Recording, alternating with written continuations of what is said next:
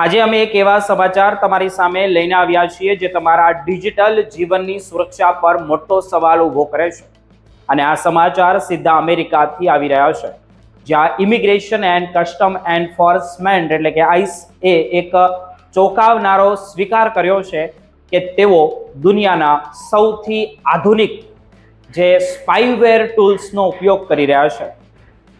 આ ખુલાસો 1 એપ્રિલ 2026ના રોજ આઈસના જે એક્ટિંગ ડાયરેક્ટર ટોડ લાયસન્સ દ્વારા કરવામાં આવ્યો છે, જેમાં તેમણે જણાવ્યું છે કે એજન્સી પાસે હવે ગ્રેફાઇટ નામનું એક શક્તિશાળી ઇઝરાયેલી હથિયાર છે, જે વોટ્સએપ એપ, સિંગલ અને આઈ મેસેજ જેવા પ્લેટફોર્મની એન્ડ ટુ એન્ડ એન્ક્રિપ્શન સુરક્ષાને આસાનીથી તોડી શકે છે.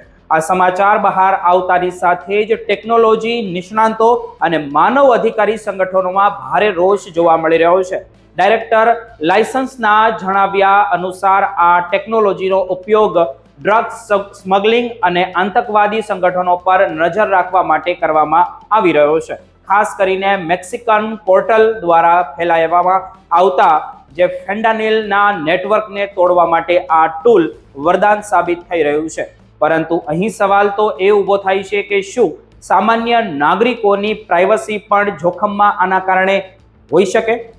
આ ગ્રેફાઇટ નામનું જે સ્પાઈવેર ઇઝરાયેલની પેરાગોન સોલ્યુશન નામની એક કંપનીએ બનાવ્યો છે, જેની સૌથી ખતરનાક બાબત તેની ઝીરો ક્લિક ટેકનોલોજી છે. આમનો અર્થ એ થાય છે કે તમારે કોઈ પણ લિંક પર ક્લિક કરવાની, કોઈ ફાઇલ ડાઉનલોડ કરવાની જરૂર જ નથી.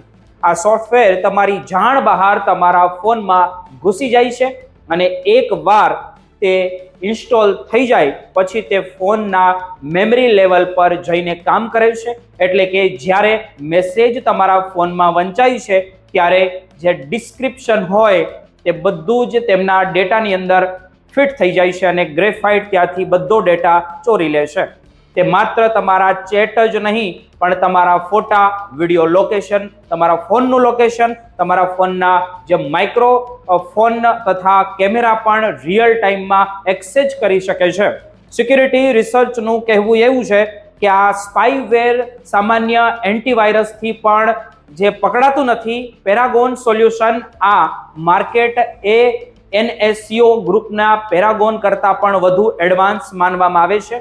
વોટ્સએપ દ્વારા પણ અગાઉ સંકેત આપવામાં આવ્યા હતા કે જે સિવિલ સોસાયટીના લોકો પર નજર રાખવા માટે આનો ઉપયોગ થવો જોઈએ કે પછી થઈ રહ્યો છે. અમેરિકામાં પણ હવે રાજકીય માહોલ ગરમાયો છે, કારણ કે લોકશાહીમાં આ પ્રકારની દેખરેખ વ્યક્તિગત સ્વતંત્રતા પર મોટો હુમલો ગણાય છે. ડેમોક્રેટ્સ નેતાઓએ આ મામલે ક્લાસિફાઈડ બ્રેકિંગની માંગ કરી છે, કારણ કે ડર છે કે આ શક્તિશાળી હથિયારનો ઉપયોગ વિરોધ પ્રદર્શન કરનારાઓ કે પછી પત્રકારો વિરોધ પણ થઈ શકે છે.